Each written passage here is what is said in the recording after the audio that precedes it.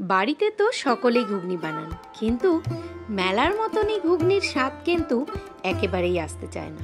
তো আজকে কিছু সিক্রেট টিপস এই ঘুগনির রেসিপিতে থাকছে, এবং এই ঘুগনিটা হয়ে উঠবে কিন্তু একেবারে মেলার মতো।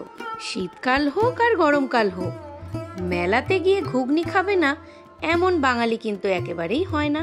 তো সেক্ষেত্রে যদি মেলা না হয় তাহলে সেই ঘুগনিটাই বা পাবে কোথা থেকে? তো একেবারেই মেলার মতন ঘুগনির স্বাদ আজকে আমি আমার ভিডিওতে শেয়ার করছি। তো তোমাদের কেমন লাগছে সেটা কিন্তু অবশ্যই জানিও। আর সামনেই আসতে চলেছে ইফতার, বা ইফতার চলছে। তো ইফতারেও যদি তোমরা চাও, তোমরা এত সুন্দর একটা মেলার ঘুগনি তৈরি করে অনায়াসে কিন্তু তোমরা খেয়ে ফেলতে পারো। তো চলো আজকের রেসিপিটা তোমাদের সাথে শেয়ার করি।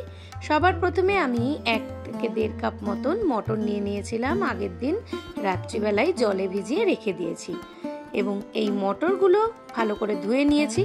ধুয়ে তারপর কিন্তু আমি এটা দিয়ে দিচ্ছি প্রেসার কুকারে। প্রেসার কুকারে আমি এই মটরটা সেদ্ধ করব, এবং তাতে দিয়ে দিয়েছি জল। আর একটা আলুকে 8 টুকরো করে আমি আলুর টুকরোটাকে করেছি। আলু আর এই মটর সমান উপকরণ দিয়ে আমি কিন্তু এতে সামান্য খাবার সোডা আর একটু নুন দিয়ে দিয়েছি। তারপর ঢাকা আটকে আমি প্রেসার কুকারটা বসিয়ে দিয়েছি 5 থেকে 10 মিনিটের জন্য। আর এই ঘুগনির সিক্রেট মশলাই হচ্ছে এটা: জিরে, ধনে, লবঙ্গ, দারচিনি, শুকনো লঙ্কা, তেজপাতা, মৌরি, এলাচ, সাদা জিরে। এই সমস্ত উপকরণগুলো আগে ভেজে নিয়ে মশলাটাকে তৈরি করতে হবে। তো সবার প্রথমেই আমি শুকনো লঙ্কাটা দেব, তারপরে দিয়ে দেব দারচিনি, তারপরে দেব লবঙ্গ। এই 3টে মশলা খুব সুন্দরভাবে ভাজা হলে তারপরে আমি এখানে অ্যাড করব বাকি মশলাগুলো। মিডিয়াম ফ্লেমে কিন্তু মশলাটাকে ভাজতে হবে। হাই ফ্লেম হলে কিন্তু মশলা পুড়ে যাওয়ার চান্স থাকবে। এবং শেষে দিয়ে দেব 2টো তেজপাতা। এই মশলাটাই কিন্তু আলাদা লেভেল এনে দেয়, একদম এই ঘুগনির স্বাদ এনে দেয় মেলার ঘুগনির মতন। তো আমি এখানে 1.5 কাপ মতন মটরের জন্য আমি 3 টুকরো মতন রসুন আর 1/2 ইঞ্চি মতন আদা নিয়েছি। সেটাকে কুচিয়ে একেবারে ঝিরিঝিরি করে কুচিয়ে নিয়েছি।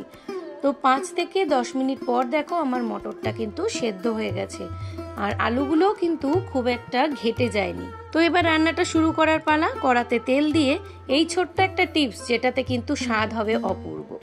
কড়াতে তেলটার মধ্যে দিয়ে দিয়েছি 1 টেবিল স্পুন মতন চিনি। চিনিটা মেল্ট হয়ে যাওয়ার পরে আমি কিন্তু এখন দিয়ে দিচ্ছি পেঁয়াজটা। পেঁয়াজটা কিন্তু খুব সহজেই বাদামি বর্ণের হয়ে যাবে চিনি দেওয়ার কারণে, আর সুন্দর একটা স্মেল উঠবে। পেঁয়াজটা ভেজে নেওয়ার পর তাতে আমি দিয়ে দিয়েছি লঙ্কার পেস্ট, আর দিয়েছি কুচনো টমেটো। এই সমস্ত উপকরণগুলো বেশ কিছুক্ষণ নাড়াচাড়া করে নিয়ে টমেটোটা যখন একটু গলে আসবে, তখন আমি এখানে দিয়ে দিচ্ছি আদা কুচনো আর রসুন কুচনো, আর দিয়েছি 1 চামচ মতন হলুদ। এই সমস্ত উপকরণগুলোকে খুব সুন্দরভাবে কিন্তু কষিয়ে নিতে হবে। যখন তেল ছেড়ে আসবে, এই মটরগুলো যে সেদ্ধ হয়ে আছে সেটাকে কিন্তু দিয়ে দিতে হবে। খুব সুন্দর করে হালকা হাতে কিন্তু মশলার সাথে কষাতে হবে। যদি তোমরা মটর সেদ্ধর সময় বেশি জল দাও, তাহলে একটু মটরটাকে ছেঁকে তুলে নিয়ে তারপরে এই তেলের মধ্যে দিয়ে কষিয়ে তারপরে জল অ্যাড করবে, তাহলে কিন্তু সেটা বেশি টেস্ট হয়। তারপরে আমি দিয়ে দিলাম ওই যে ভাজা মশলাটা তৈরি করেছিলাম, ওই ভাজা মশলাটা। এটা হচ্ছে সিক্রেট টিপস আরও একটা।